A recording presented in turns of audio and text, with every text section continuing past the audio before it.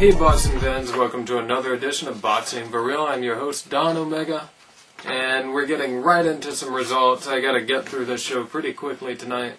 We're getting right into some results. It's been a little while since I've done a show. Let's start out. Brian Valoria was on Telefutura. Rosales was on the main event, and Vanes Martirosyan was on there also. Rosales got a second round TKO. Brian Valoria had a 8-round unanimous decision. Very workmanlike performance for Valoria, not looking real impressive. Not looking unimpressive, but nothing spectacular.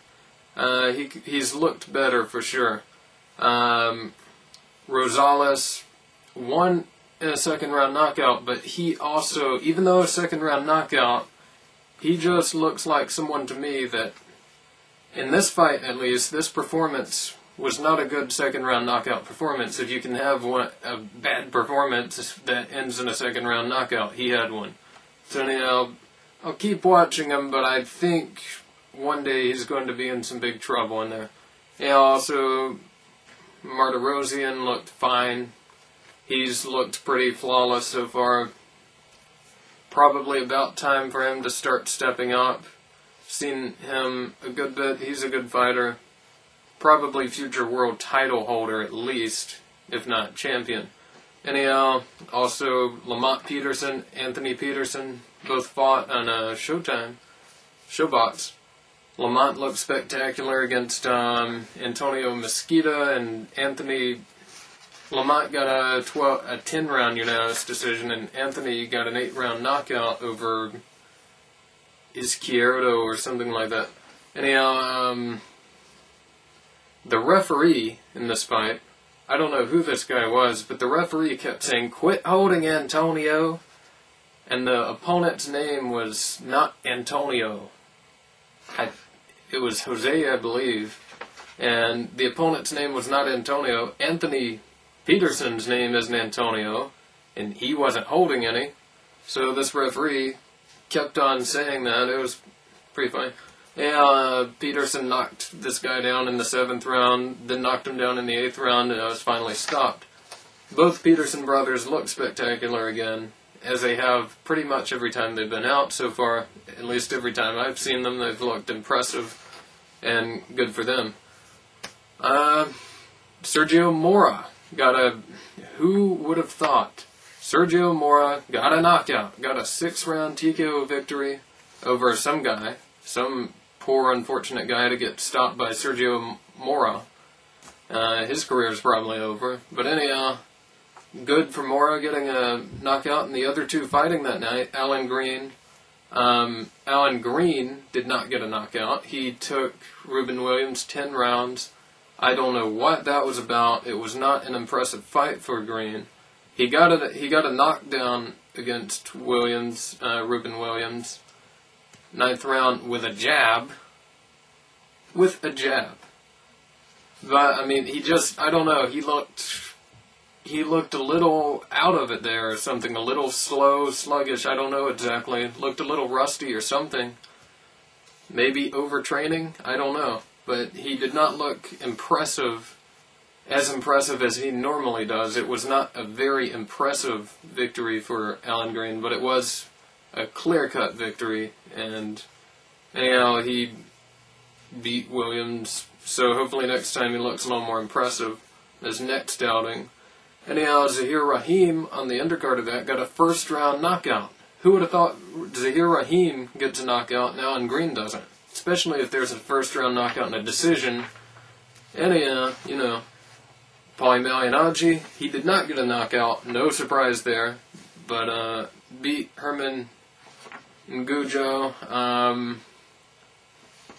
Much closer fight than it should have been. Much closer fight than I thought it would have been, even though I thought Ngujo had the ability to make it a close fight. I had it 115-113 for Malignaggi. I could see people arguing a draw for Ngujo. Couldn't really see a win. Ngujo said he thought he won. I don't see that, but he did put up a very good fight. People were comparing him to Indu. No. Bad comparison there. He's much better fighter than Indu, but love more Indu. But good performance from him. Not the best performance in the world by Malignaggi, but he did clearly do enough, I thought, to win the fight ultimately. But I could see an argument for a draw. Also, Glenn Johnson got an 8th round TKO. Didn't see that one. It was he got an 8th round TKO. He's supposed to fight Chad Dawson next. We'll see what happens with that. And Yuriorkis Gamboa got a 1st round TKO. Good for him. Yuriorkis Gamboa, one of the Cuban Olympians that came over here and turned pro. Well, ran to Germany and turned pro, but he's getting some U.S. dates now, as he should.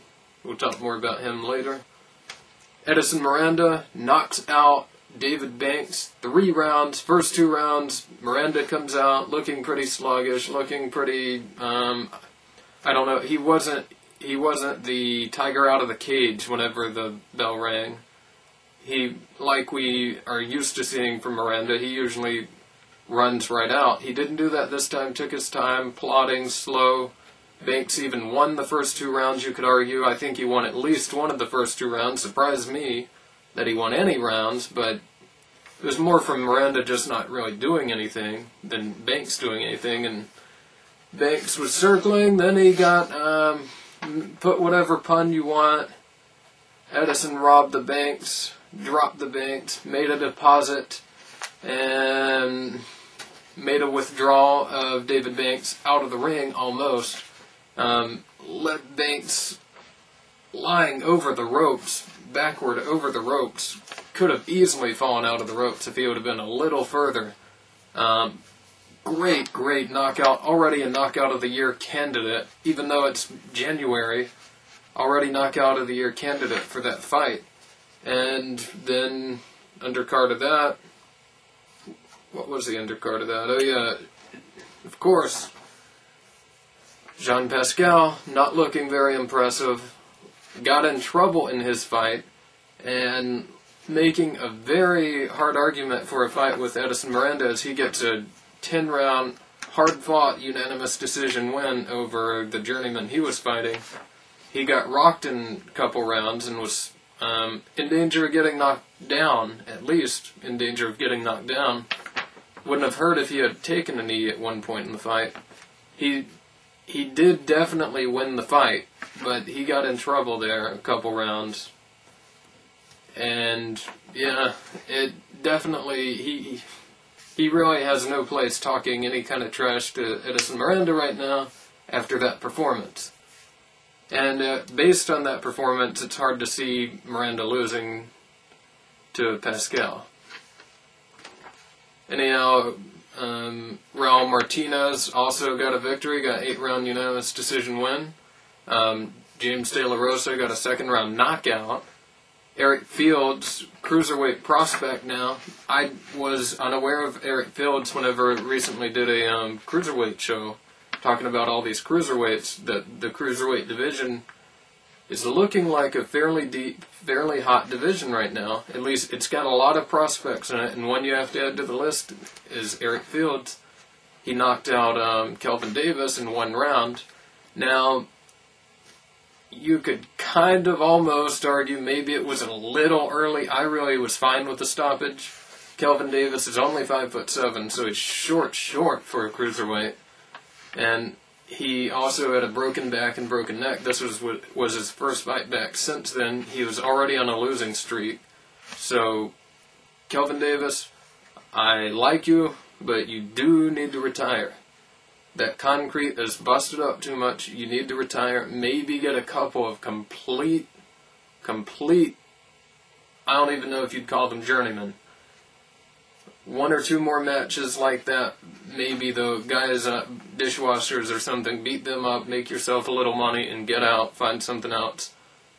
Maybe find a training, I don't know, but you don't need to be boxing on anywhere near a championship level anymore. And you don't need to become just a gatekeeper. I think you're better than just becoming someone's gatekeeper all the time. And you've fallen into that. So, best of luck to Kelvin Davis. he doesn't need to be fighting anyone even remotely good anymore. Randall Bailey looked pretty good against Anthony Mora.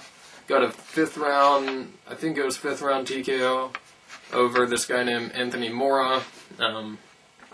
Bailey was obviously just going for the knockout the entire time, which is fine with me. He's 140-pounder, decent fighter. Had some definite heart problems, I believe, as far as, not physical heart problems, but, I don't know, there's been a couple interviews before where he didn't seem very determined before the fight to win. He was like, I might win, I might lose, and that, when you hear someone saying that, you kind of wonder about them. That's been a couple years removed now, but still, I don't see Bailey doing anything at 140 or 147, wherever he chooses to campaign, but he's, I don't know, he'd be a good opponent for someone. He could really give some of these fighters some problems. Paulie Malignaggi is who he's trying to get in line to fight, and wouldn't mind seeing that. It'd be a good win for Malignaggi, but anyhow,